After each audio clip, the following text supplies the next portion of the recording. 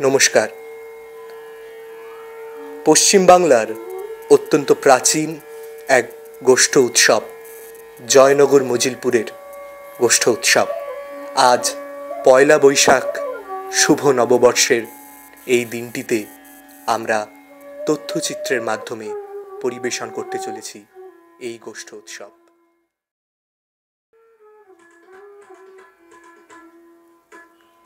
পুরাণ মতে প্রচলিত আছে, দুর্গাপুজোর পরে শুক্লপক্ষের অষ্টমী তিথিতে রাজবেশে গোচারণে গিয়েছিলেন শ্রীকৃষ্ণ। সেই জন্য ওই তিথিকেই গোষ্ঠ উৎসব বা গোষ্ঠ অষ্টমী বলা হয়ে থাকে। কিন্তু বাঙালিরা বাংলা নববর্ষের শুরুর এই পবিত্র দিনটিতেই এই উৎসব পালন করে থাকেন।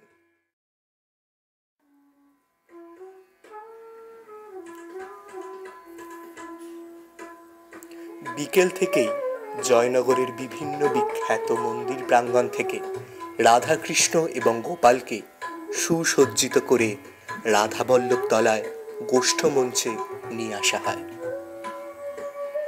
সেখানে তারা একত্রিত হন এবং উৎসবের শেষে যে যার নিজ নিজ মন্দিরে একইভাবে যাত্রা করেন।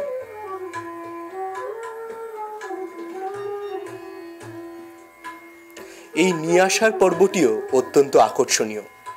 মন্দির প্রাঙ্গণ থেকে রাধাকৃষ্ণের সাজসজ্জা পর্বের পর তাদেরকে দোলায় তুলে হরিনাম সংকীর্তন সহযোগে বিভিন্ন জাঁকজমকপূর্ণ সমারোহের মাধ্যমে আপামর জয়নগরবাসী আনন্দ করতে করতে নগর পরিক্রমা করে তাদেরকে গোষ্ঠমঞ্চে নিয়ে আসেন। সেখানে জয়নগর মজিলপুরের আর এক বিখ্যাত রাধাকৃষ্ণের মন্দির রাধাবল্লভ তলায় স্বয়ং রাধাবল্লভ ঠাকুরের উপস্থিতিতেই তারা সবাই একত্রিত হন।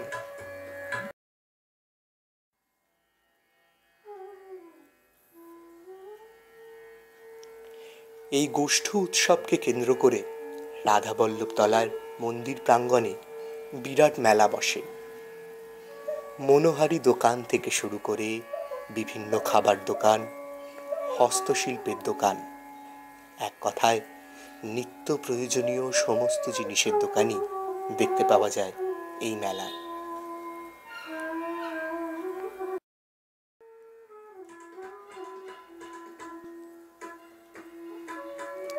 এই মেলাকে কেন্দ্র করে বিরাট জনসমাগম ঘটে। জয়নগরবাসী এবং আশেপাশের দূর গ্রাম থেকে আসা অনেক লোকজন পয়লা বৈশাখ বাঙালিয়ানার উৎসবের এই বিশেষ দিনটিতে একসাথে মিলিত হন।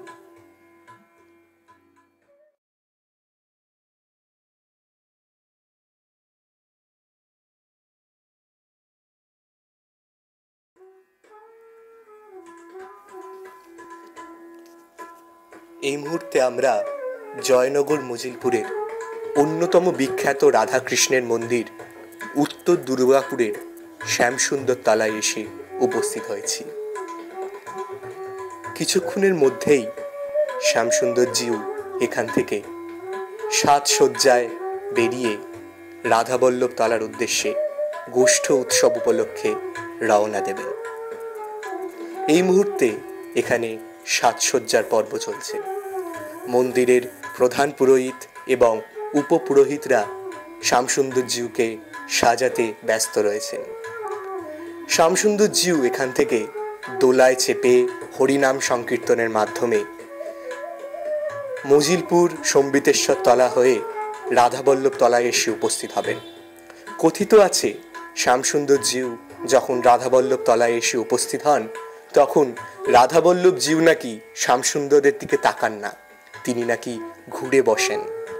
এই ঘুরে বসাকে কেন্দ্র করেই গোষ্ঠ উৎসবের সমাপ্তি ঘোষণা করা হয় এবং তারপরে একই সমারোহের মধ্যে দিয়েই শ্যামসুন্দরজিউ উত্তর দুর্গাপুরে তার মন্দির প্রাঙ্গণে আবার ফিরে আসেন।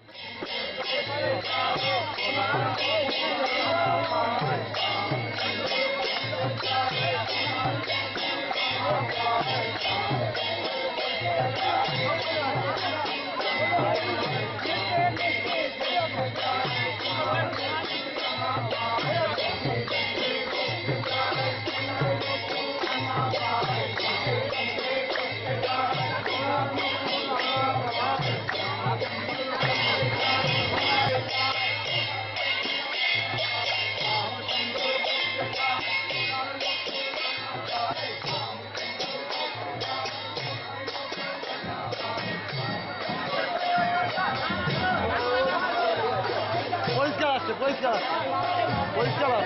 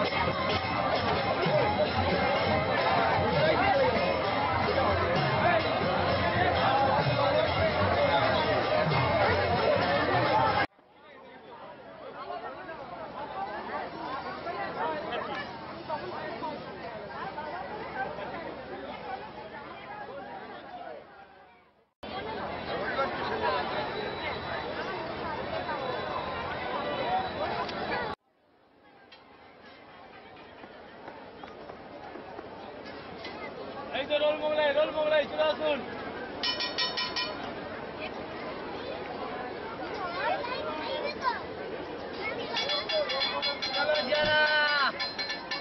দাদা আমাদের চিনতে পারছো না?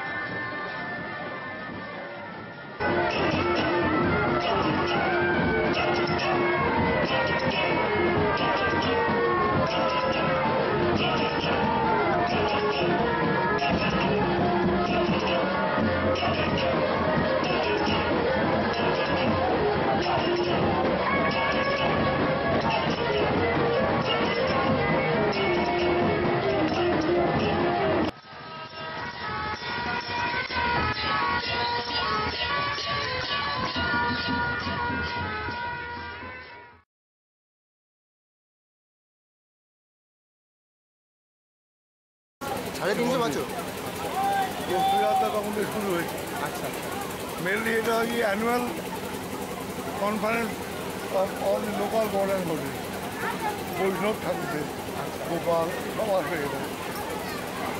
তো এইটা একটা অ্যানুয়াল মিটিং বলা যায়। দাদা বলে বৃহস্পতি অঞ্চলের জাতীয় Thakur is the president of the conference meeting. এখানে সবাই আসবে, সবাই তুলে দেবে, আমরাও তাদের ওয়েলকাম করবো। আর একটা জায়গায় এক্ষুনি এমন ভিড় হয়ে যাবে, আধ ঘন্টার ভেতরে সমস্ত মানুষ এক জায়গায় যে ঠাকুর দেখতে পাবে। সব জায়গায় যেতে হয় না, বড়ু, দুর্গাপুর, এদিকে বনমালীপুর, ময়ূরপুর, সমস্ত জায়গায়, মুরলিয়া, 6 কিলোমিটার 8 কিলোমিটার দেখতে পাবে।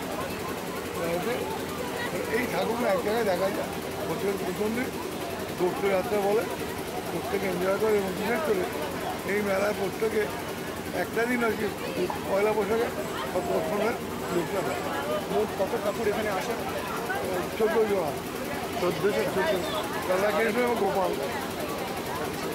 আচ্ছা, আরেকটা কথা আছে যে শ্যামসুন্দর যখন নাকি আসেন তখন দোষটো ভেঙে যায়। অর্থাৎ শ্যামসুন্দর দুর্গাপুরে বেরিয়ে উনি যান ময়ূরপুরে, ঘুরে সমীরের তলায় বসবেন, অন্য ঠাকুরকে নিয়ে সঙ্গে আসেন, লাস্ট রাত্রি হয়ে যায়। সেই জন্যই বলে শ্যামসুন্দর হলে দোষটো ভাঙে।